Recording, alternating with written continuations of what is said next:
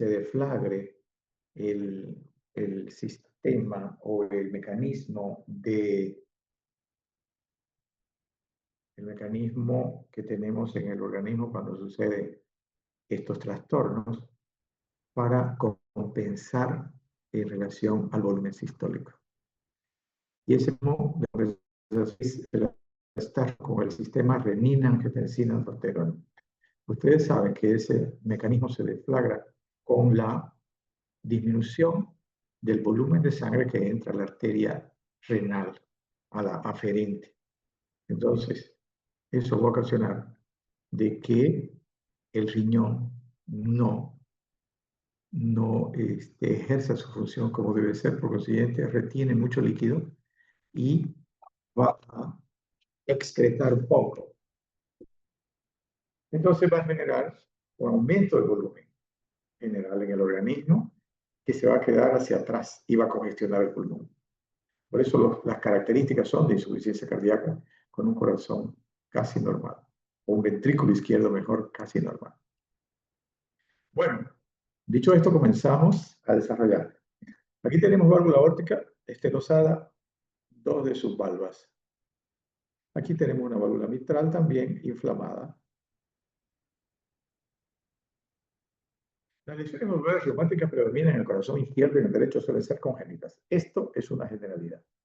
Entonces, cuando ustedes auscultan un corazón, que puede ser, depende de la edad, joven, digamos, tendría que ser, ¿no? Porque ya las cardiopatías congénitas ya son poco probables en personas de más de 20 años.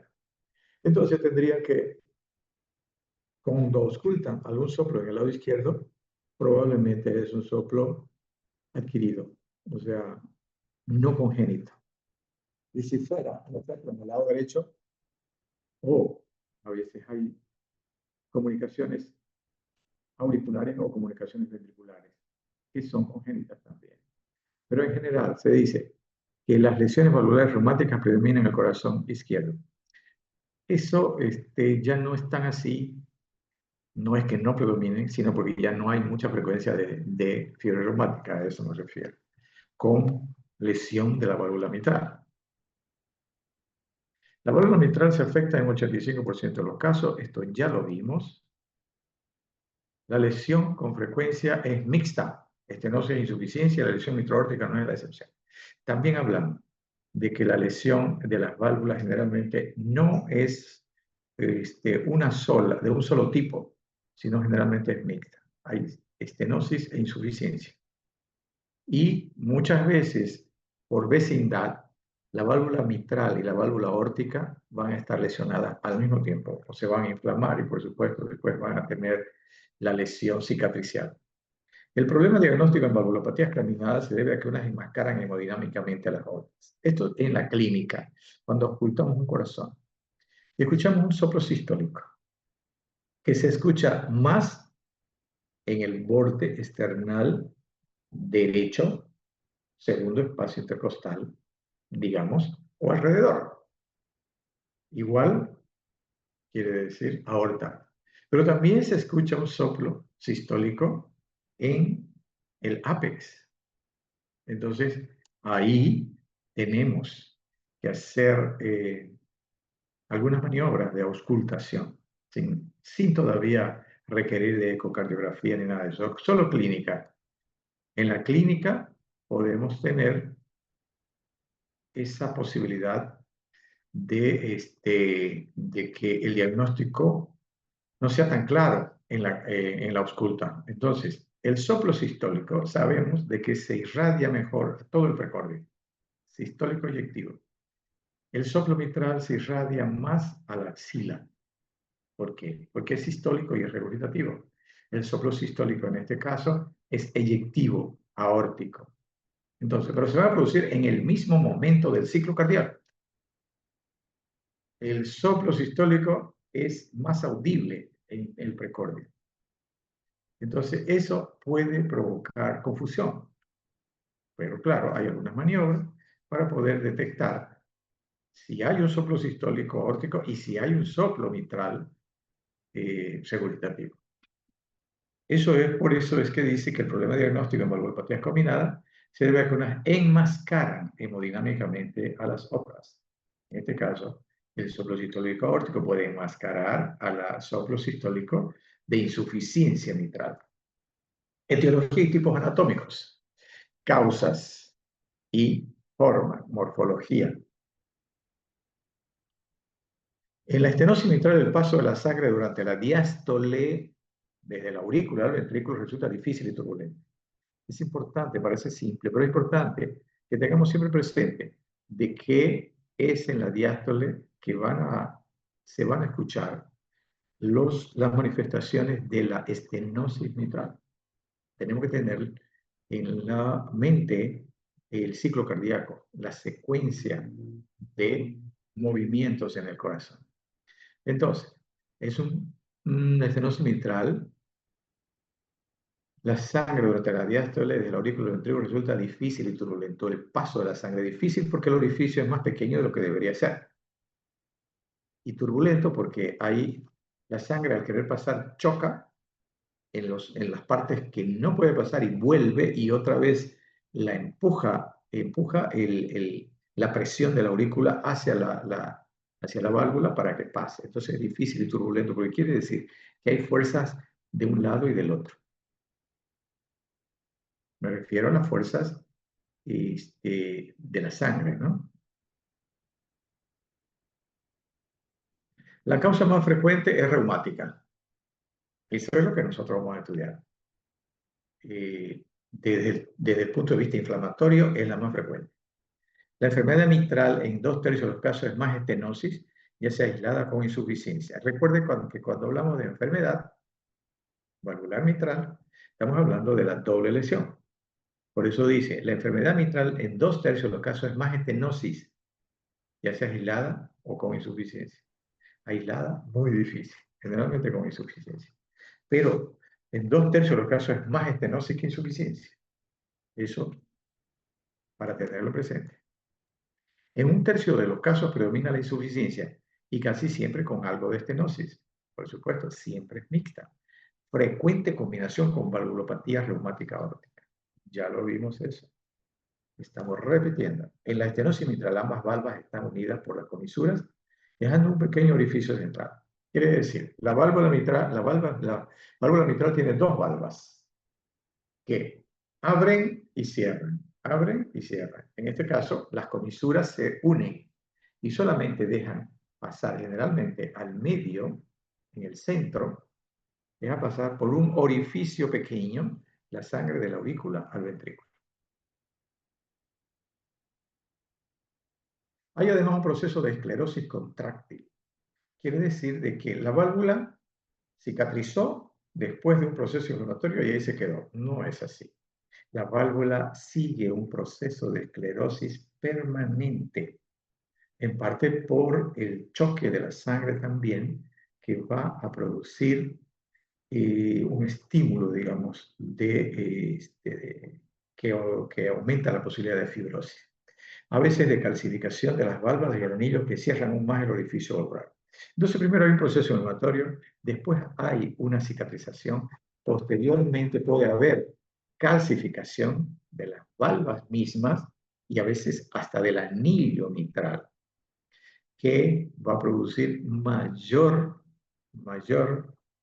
eh, eh, endurecimiento del aparato valvar. También se afectan las cuerdas tendinosas que adheridas entre sí con la válvula tienden a cortarse y dirigen hacia abajo el orificio valvular. Por el proceso inflamatorio, las cuerdas tendinosas que sostienen a las valvas, al inflamarse, se van a retraer con la cicatrización. Se inflaman primero, se hinchan y luego se retraen por la cicatrización. Entonces van a traccionar las valvas mitrales. Esto hace que el aparato valvar pues quede distorsionado.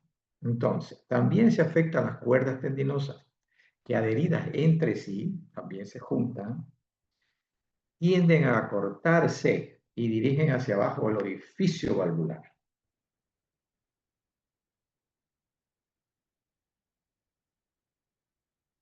Otras causas de estenosis mitral, el mixoma auricular. Es un tumor relativamente frecuente entre los tumores que tiene pedículo. Por consiguiente, es un tumor que tiene movimiento. Y cuando el pedículo es largo, obstruye la válvula mitral, el orificio, sin que haya nada en la mitral. Solamente el mixoma, que al crecer y al tener un pedículo largo, va a obstruir en la diástole. Estamos hablando siempre, cuando hablamos de sístole y diástole, hablamos de ventrículo. Para hablar de aurícula tenemos que decir sístole auricular o diástole auricular. Entonces el mixoma auricular puede producir también estenosis mitral de forma mecánica.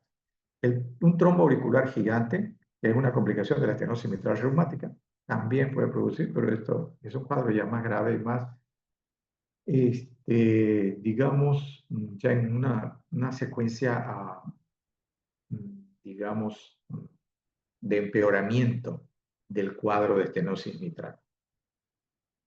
No hablamos de las patologías congénitas. Bueno, vamos a hablar de la anatomía para recordar. El área mitral normal tiene 4 a 6 centímetros cuadrados. 4 a 6 centímetros cuadrados es el área mitral normal. El flujo auriculoventricular generalmente es central, usando solo 3 centímetros. El desnivel o gradiente de presión a través de la válvula en la diástole es prácticamente nula y valora la importancia de la estenosis mitral. ¿Qué se entiende aquí? Quiere decir, ustedes tienen que recordar de que para que la sangre fluya de un lado hacia el otro, tiene que haber diferencias de presiones. Tiene que haber una presión hacia adelante más baja que hacia atrás. Hacia atrás tiene que haber mayor presión para que empuje la sangre, para que la sangre fluya, para que la sangre corra, para que la sangre se mueva. Entonces, el desnivel o gradiente de presión a través de la válvula en la diástole es prácticamente nula. ¿Qué quiere decir? Primero, tenemos un ventrículo. Cuando se abre la válvula mitral es porque la presión en el ventrículo izquierdo es menor que en la aurícula, para que se abra la válvula. Se abrió la válvula, pasó sangre, y en algún momento de ese flujo se van a igualar las presiones entre aurícula y ventrículo. Primero hay mayor presión en la aurícula, pasa la sangre, ocupa espacio, aumenta la presión en el ventrículo izquierdo y las presiones se igualan y luego va aumentando en el ventrículo izquierdo. ¿Para qué? Para que se cierre la válvula. Se cierra la válvula mitral, se abre la válvula aórtica y se produce la contracción ventricular. La estenosis mitral determina aumento de la presión en la aurícula izquierda. Todo lo que obstruya el paso de un líquido va a aumentar la presión hacia atrás y va a disminuir la presión hacia adelante. Y claro, va a disminuir también el volumen hacia adelante y va a aumentar el volumen hacia atrás. Hacia adelante va a haber hipoflujo y hacia atrás va a haber congestión. Eso es lo que sucede generalmente en cualquier situación de este tipo. Es una ley física.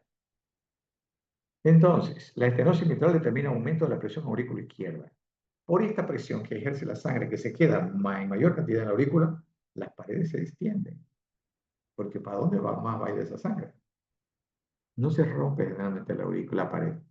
Dilatación y tendencia a la fibrilación de las venas y capilares pulmonares. Como ya hablamos en el tema de insuficiencia cardíaca, y estamos hablando de las patologías que llevan a insuficiencia cardíaca, esta presión en la aurícula se va a manifestar hacia atrás, hacia las venas pulmonares, hacia los capilares pulmonares, hacia la arteria aorta y en última instancia, mejor dicho, arteria pulmonar, en última instancia, el ventrículo derecho es el que va a tener el problema de todo este trastorno, el que va a quedar con el problema, porque esa presión alta en la válvula, en la arteria pulmonar y en el pulmón, le va a ocasionar la necesidad de hacer más fuerza, la necesidad de hipertrofiarse el ventrículo.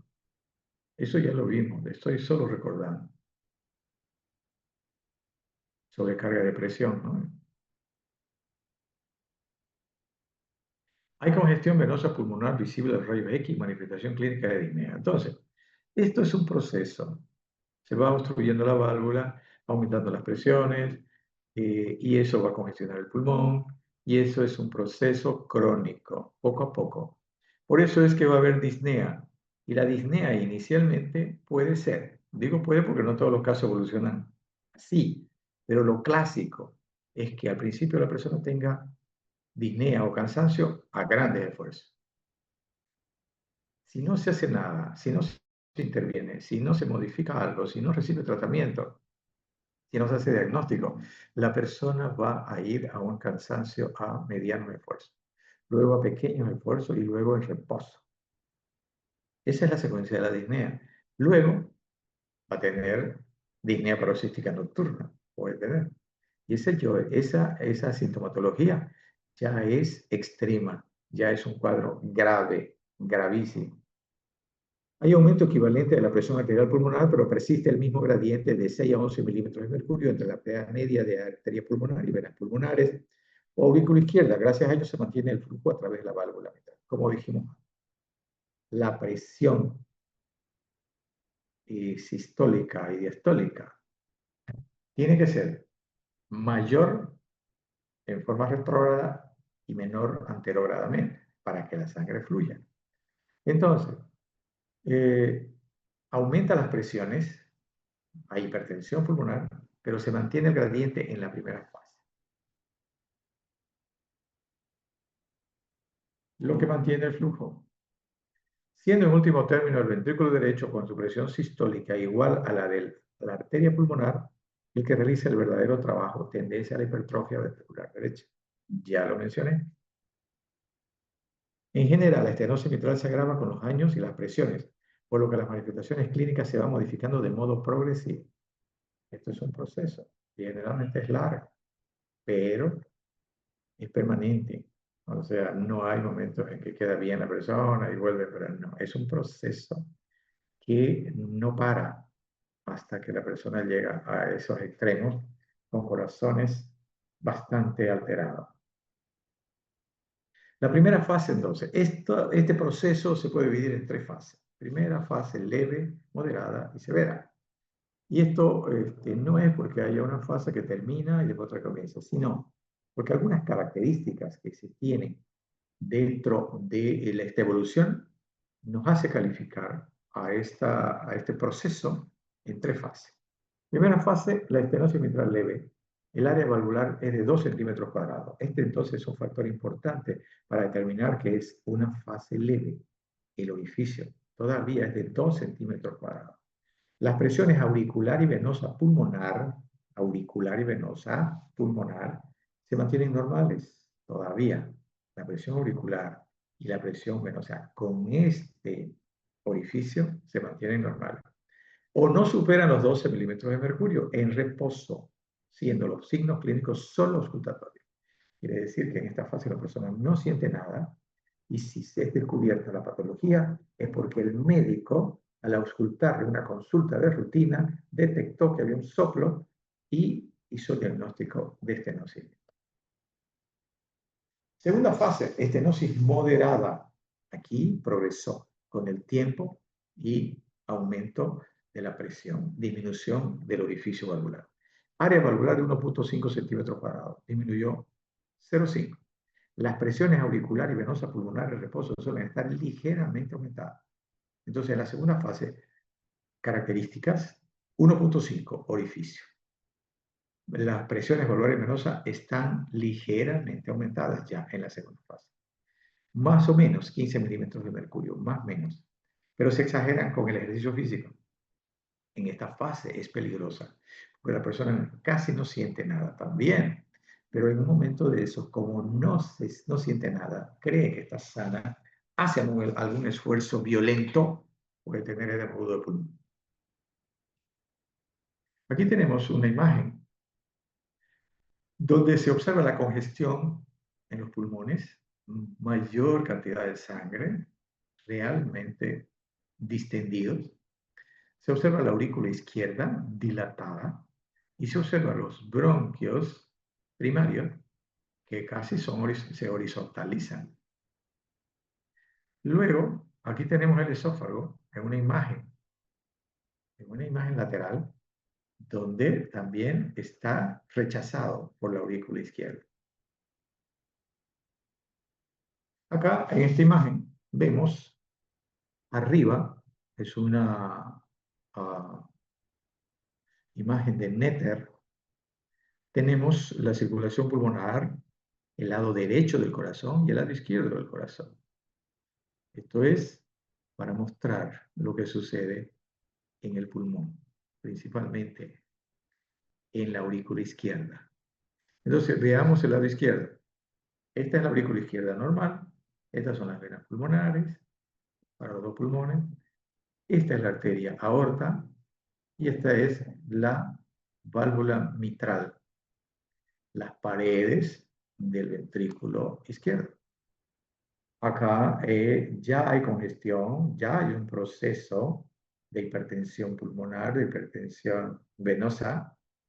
Entonces tenemos una aurícula distendida, aurícula izquierda. Sus paredes aumentaron, aunque no se dice que hay hipertrofia.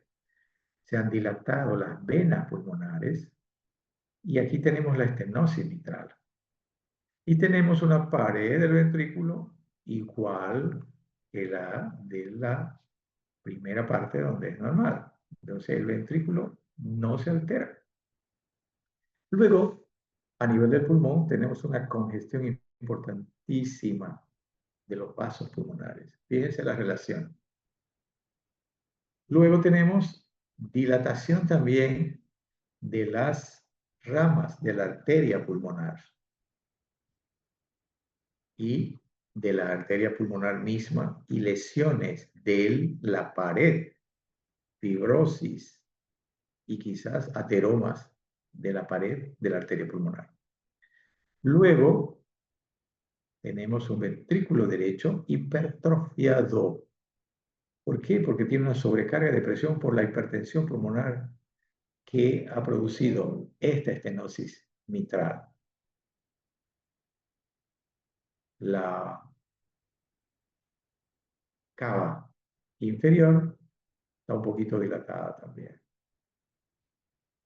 Cuando termine este tiempo, vamos a entrar una vez más. Bueno, ello explica la disnea de esfuerzo e incluso el edema agudo pulmón cuando la presión venosa supera la presión oncótica. ¿Cuánto es la presión oncótica del plasma? De 25 a 35, generalmente se dice 30. Se produce tras sudación a través de los capilares pulmonares. ¿Por qué?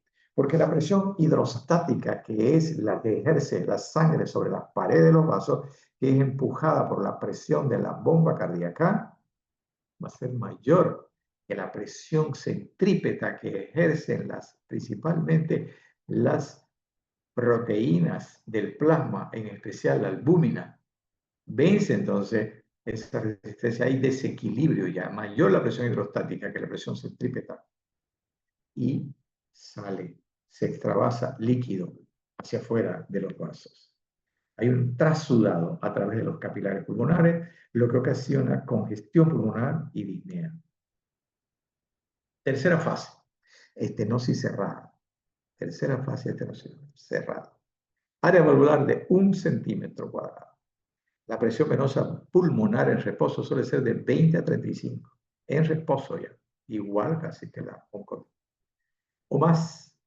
Y existe disnea de pequeños esfuerzos y en reposo, con ortopnea. Y aunque con el ejercicio se alcanza siempre presiones capaces de producir edema agudo de pulmón, suele sin embargo haberse establecido barrera esclerosa entre el alveolo y el capilar. Entonces, la mayor parte de las veces el edema agudo de pulmón se produce más en la etapa moderada. ¿Y por qué no se produce en esta etapa, donde hay mayor presión? Porque los vasos están ya esclerosados, están duros. Por lo siguiente, la extravasación va a estar dificultada. Ya no va a haber esa permeabilidad de las paredes vasculares.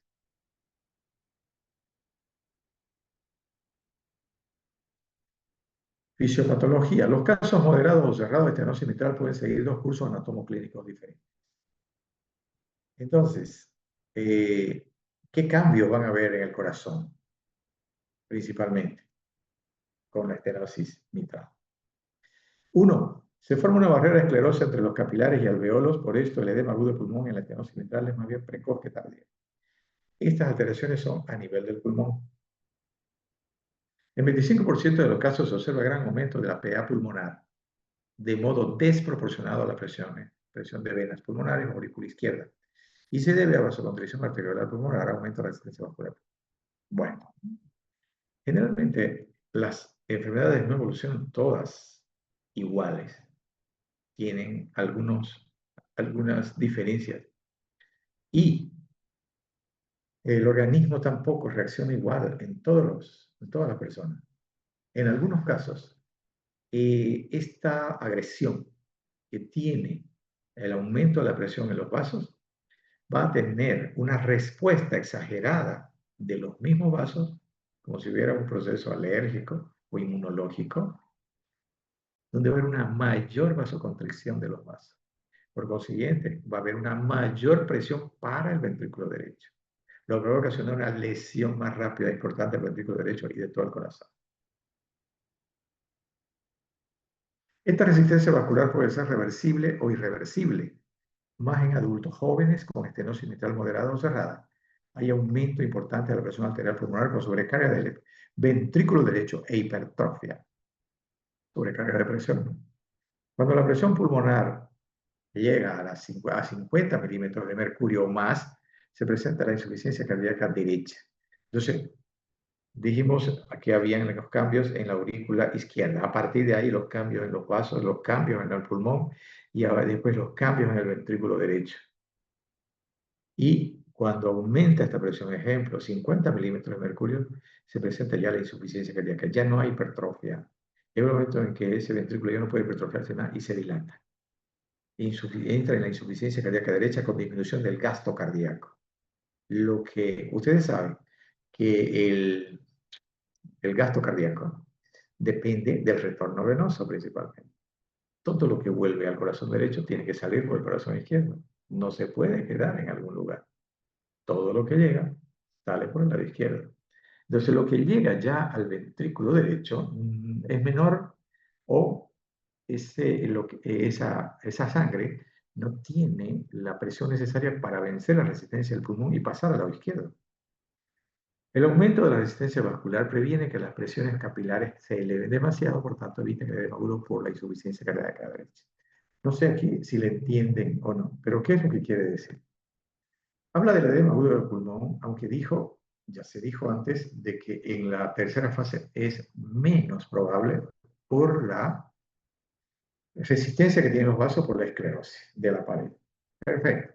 Aquí hay otro factor que disminuye aún más esa posibilidad de edema. ¿Por qué? Para que haya edema debe haber presión en el ventrículo derecho importante. Pero como en la tercera fase el edema es menos probable por la esclerosis de los vasos, entonces al haber insuficiencia del ventrículo derecho, ya hay menor presión hacia el pulmón. Porque el siguiente es otro factor que disminuye la posibilidad de edema del pulmón. Porque la sangre ya no va hacia la arteria pulmonar toda, sino se vuelve, regurgita por la tricúspide. ¿Por qué? Porque al dilatarse el ventrículo derecho, produjo una insuficiencia tricúspide, sin haber nada en la válvula. ¿Por qué? Por dilatación del anillo. Esa es la explicación. La segunda explicación por lo que no hay edema agudo con mayor posibilidades en la tercera fase. Cuadro clínico. En la estenosis mitral leve no hay síntomas clínicos. El diagnóstico es por los signos. ¿Y quién lo hace? El médico cuando ausculta. No el paciente. El paciente no va a decir nada. El médico va a escuchar un soplo. El soplo es lo que le da la pauta de buscar las causas de ese soplo. Estenosis mitral moderada, generalmente 10 a 20 años del brote inicial. Ha habido una evolución de 10 a 20 años desde el momento en que hubo la lesión de la válvula por la fiebre reumática. Pasaron 10 o 20 años y haber síntomas. Puede presentarse disnea de esfuerzo, a veces se inicia con edema agudo de pulmón por esfuerzo físico o cuando aparece una fibrilación auricular con respuesta ventricular alta, quiere decir frecuencias de más de 120. Cuadro clínico. Es importante, entre la estenosis mitral importante o cerrada, después de más de 10 años al comienzo de los síntomas, hay disnea a esfuerzo mínimo y hasta en reposo, frecuente ortopnea nocturna y disnea paroxística nocturna, aparece edema de miembros inferiores. Ya lo dijimos casi todo. Lo que no dijimos eran los edemas de miembros inferiores. Cuando hay edema de miembros inferiores, cuando entra ya al problema el ventrículo derecho, cuando hay insuficiencia ventricular derecha, hay dilatación del anillo tricuspideo, hay dilatación del ventrículo derecho y hay ya un compromiso de todo el sistema venoso, no solamente con edema, sino también con ingurgitación yugular, con hepatomegalia, con plenomegalia, con derrame pleural, por ejemplo, y edema de miembros inferiores, ascitis también. Exploración física. A la infección solo en la estenosis mitral grave, en la insuficiencia cardíaca derecha con disminución del gasto cardíaco, vamos a encontrar la sintomatología más característica. En la estenosis mitral leve y moderada, en la moderada ya el paciente va a sentir algo de cansancio, especialmente a los esfuerzos. Ya puede ir al médico por ese motivo. Pero ya en la estenosis mitral grave van a haber alteraciones importantes como frialdad cutánea por vasoconstricción periférica, cianosis periférica, en la cara coloración roja azulada de las mejillas, es un signo característico especialmente en personas de piel blanca, alrededor pálido, edemas y hepatomegalia, disnea de reposo, taquipnea y respiración superficial. Es un cuadro grave ya de insuficiencia cardíaca. A veces se palpa el chasquido de apertura mitral y el soplo diastólico. ¿Qué es el chasquido? Dijimos inicialmente, y ustedes saben, de que los ruidos cardíacos se producen por cierre de las válvulas auriculoventriculares y sigmoidales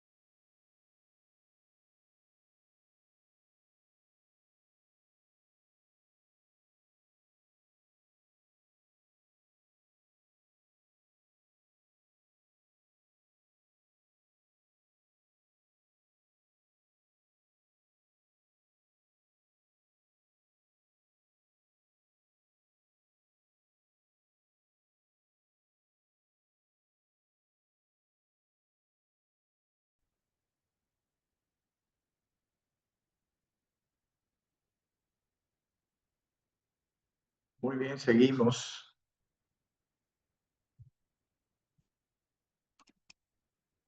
Palpación precordial o auscultación. Ahora vamos a hacer el examen físico. A veces se palpa el chasquido de apertura mitral del soplo diastólico. Estaba explicando de que los ruidos cardíacos se producen por el cierre de las válvulas. ¿Sí? ¿Se ve? ¿Se ve en la pantalla? Sí, sí, Ya. doctor. Muy bien. Entonces, el chasquido es un ruido que se produce al abrirse la válvula.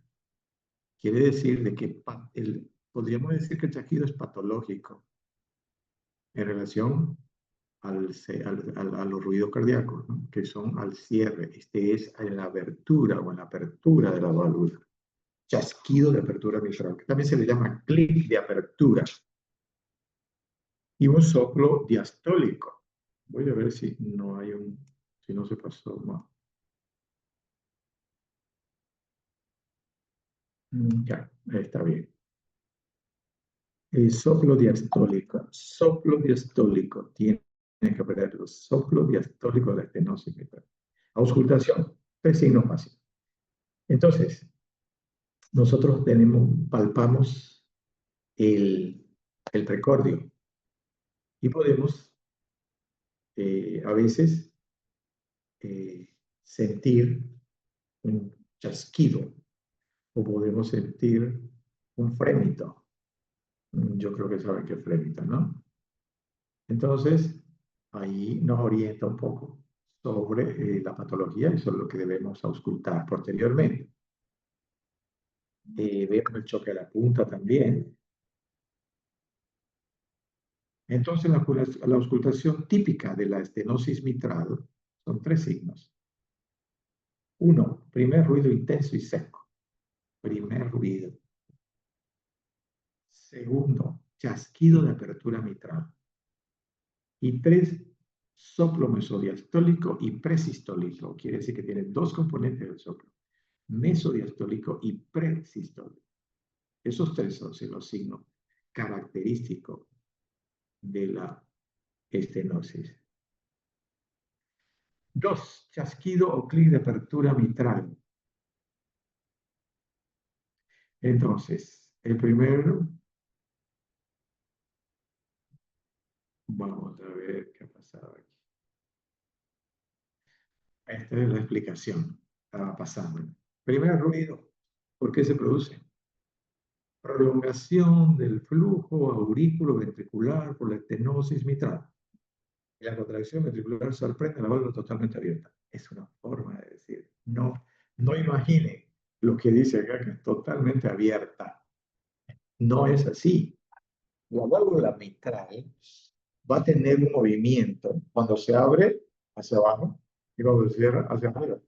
No ahora sí, porque está entenosada.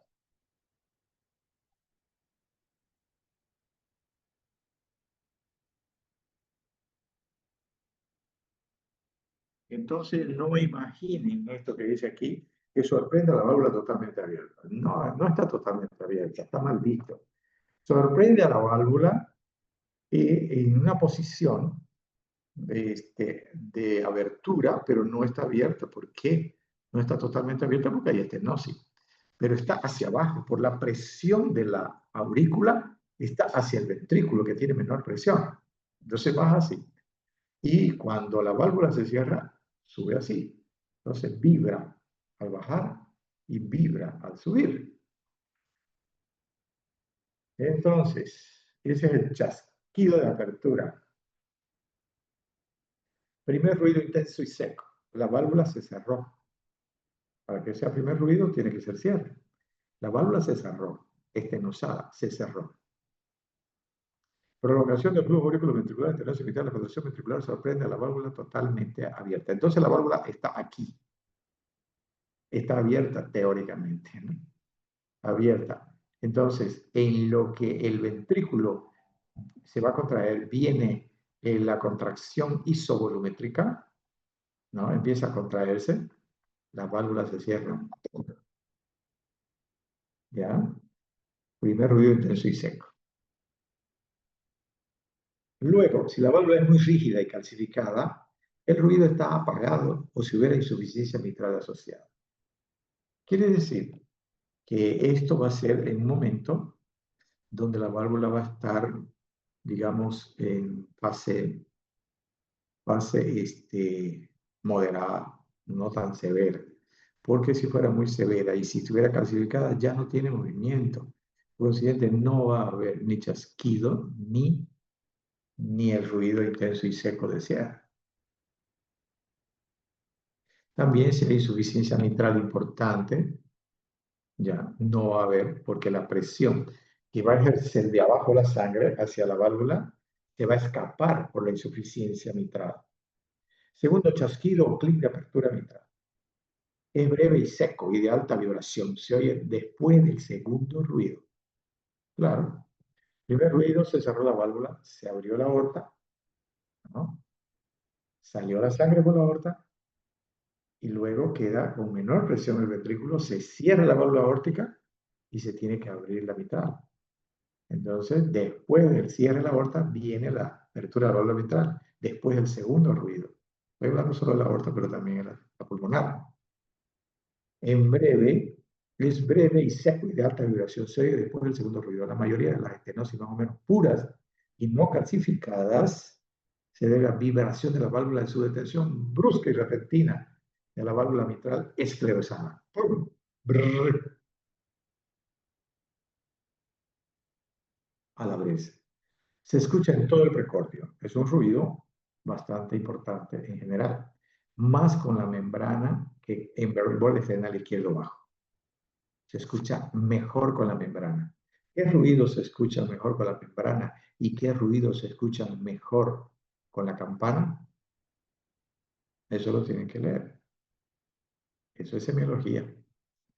Se escucha entre el ápex y el borde esternal, en el borde esternal izquierdo bajo, más o menos donde está la tricúspide.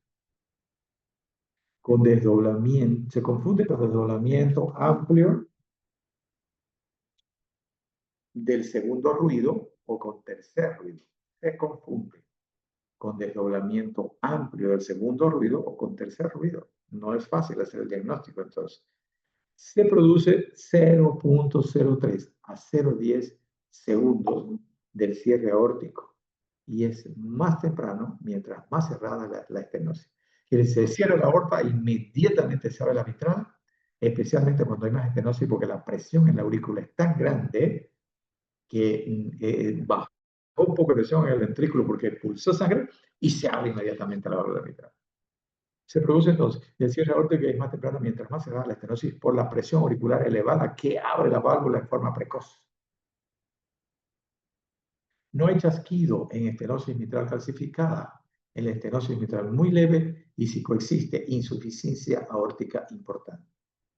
Se entiende que en la estenosis mitral muy calcificada no va a haber chasquido porque el movimiento no va a ser importante, entre comillas. En la estenosis mitral muy leve también porque abre, tiene mayor flexibilidad la válvula. Pero vamos a explicar por qué si hay una insuficiencia aórtica importante no hay chasquido. Es más difícil de entender para ustedes. Porque al haber insuficiencia aórtica, la diástole, la sangre regurgita al ventrículo izquierdo, aumenta la presión del ventrículo izquierdo y cuando se abre inmediatamente la válvula mitral en la estenosis, ya va a haber presión en la aorta y ya no va a abrir tan violentamente porque esa presión que ya tiene el ventrículo izquierdo por la regurgitación aórtica no va a permitir que la válvula tenga ese movimiento que hace al abrirse y generar el chasquido. Soplo mesodiastólico. Comienza justo después del chasquido de apertura. Abre la válvula e inmediatamente comienza el soplo mesodiastólico. Es áspero y de muy baja frecuencia. ¿Con qué parte del estetoscopio se escucha? Recuerda el redoble de tambor. Se oye en la punta y mejor en posición de pachón o después de ejercicio físico, de cúbito lateral izquierdo, después de ejercicio físico no tan violento, ¿no? Porque el corazón tiene mayor dinámica. Entonces,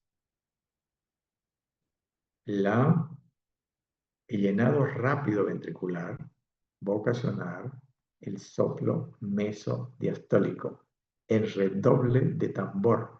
Trrr, trrr, trrr, trrr, trrr. Eso que hace el tambor así. Trrr, trrr, trrr, trrr.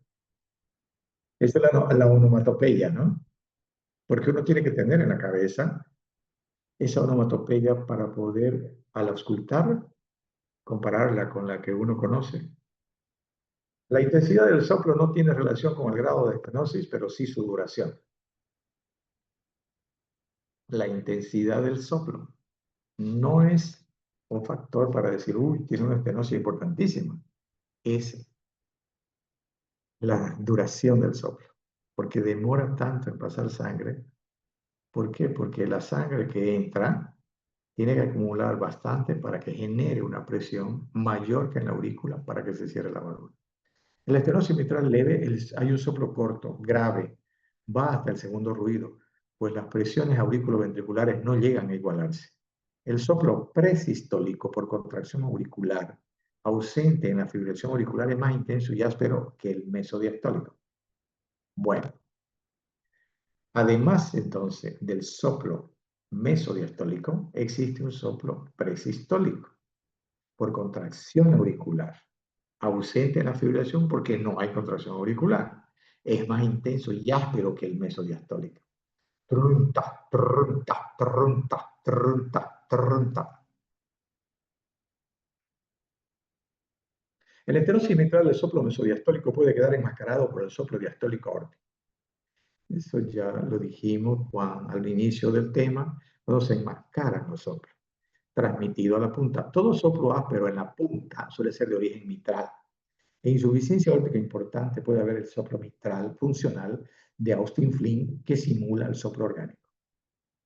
¿Qué quiere decir esto último? Esto no tiene nada que ver con la estenosis. Está hablando de insuficiencia mitral. Pero ¿qué es lo que se parece? Que hay un soplo también diastólico, sin haber estenosis mitral.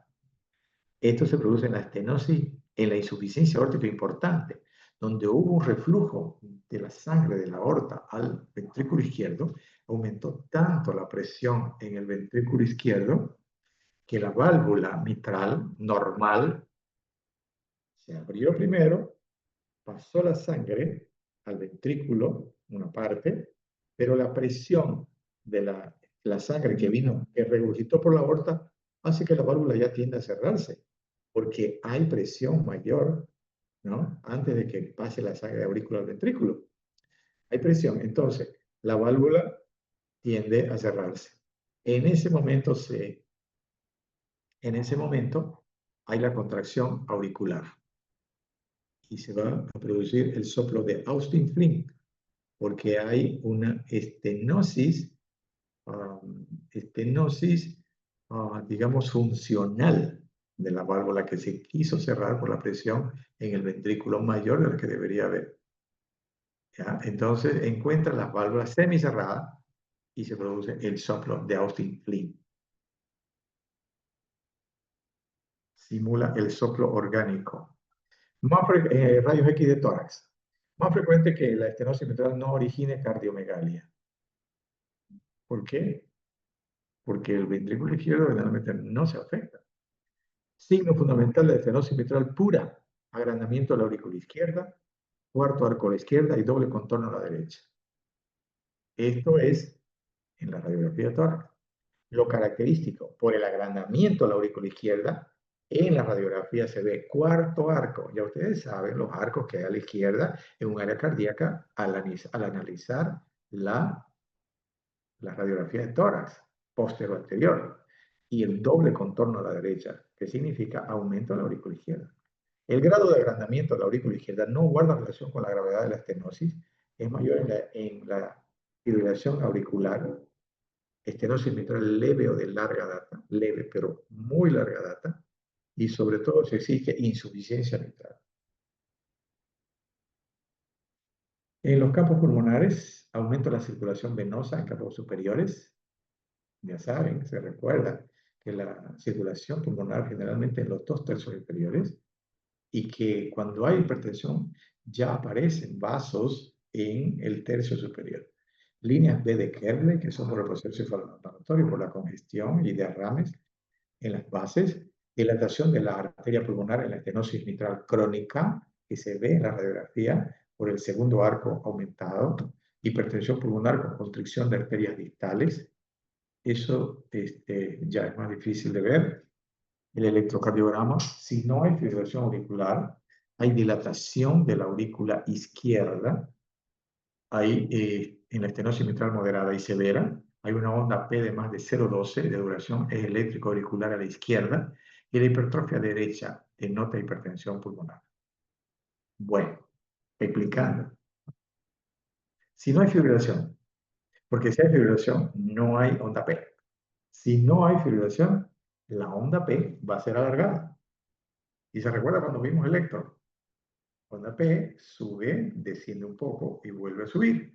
Y se alarga por la despolarización de la aurícula derecha y de la aurícula izquierda. Esa se llama P mitral o P en lomo de camello, más de 3 cuadritos. Y el eje es a la izquierda. El eje no importa tanto en este caso, más importa el ventrículo izquierdo, pero como hay una sobrecarga importante, mayor en la aurícula izquierda, el eje es para la izquierda, porque es parecido al eje del ventrículo. La hipertrofia derecha denota hipertensión pulmonar. Cuando hay hipertrofia en el lado derecho, en el ventrículo derecho, quiere decir el eje eléctrico se va a ir para la derecha. Porque hay hipertrofia del ventrículo derecho. Entonces las paredes van a tener mayor flujo eléctrico hacia la derecha. Por consiguiente, el eje y el ventrículo izquierdo no tiene nada, a pesar de que tienen una mayor grosor su pared, pero en este caso el derecho también ha aumentado. El eje se va un poco para la derecha.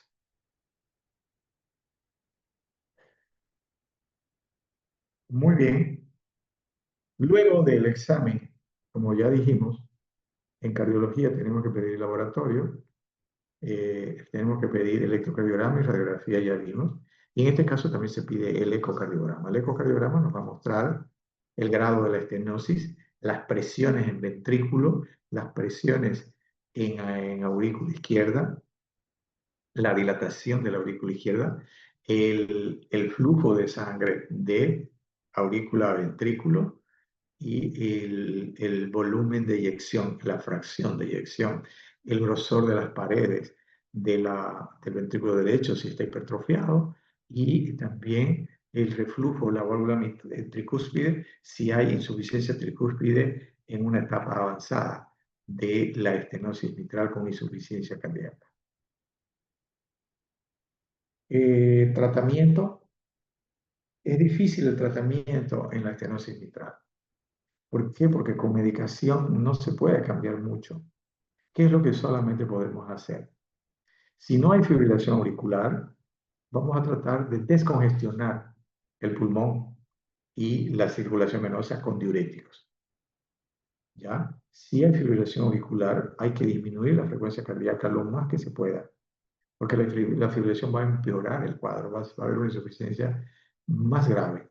Entonces, le damos quizás un beta bloqueador y le damos diuréticos y le damos, si no hay fibrilación todavía, le damos aspirina. Si hay fibrilación, le vamos a dar anticoagulante.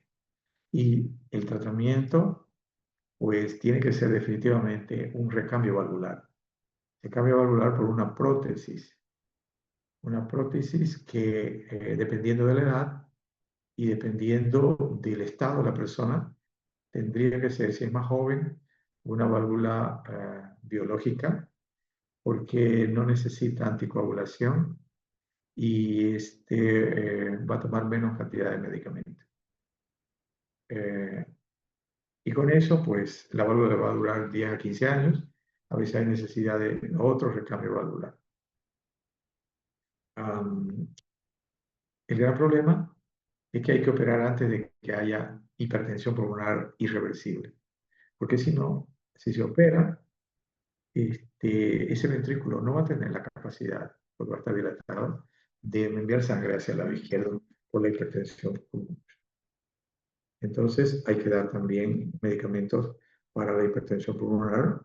Uno de los más comunes actualmente es el sildenafil o el tadalafilo, que se lo conoce más comúnmente como Viagra, hombres y mujeres, ¿no? O sea, es por la hipertensión pulmonar, para disminuir la presión del pulmón y que el flujo de sangre pase al lado izquierdo.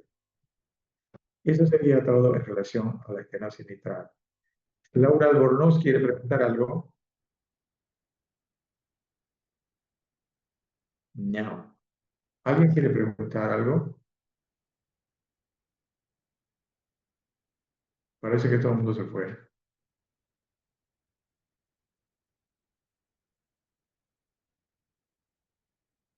Bueno, si nadie quiere,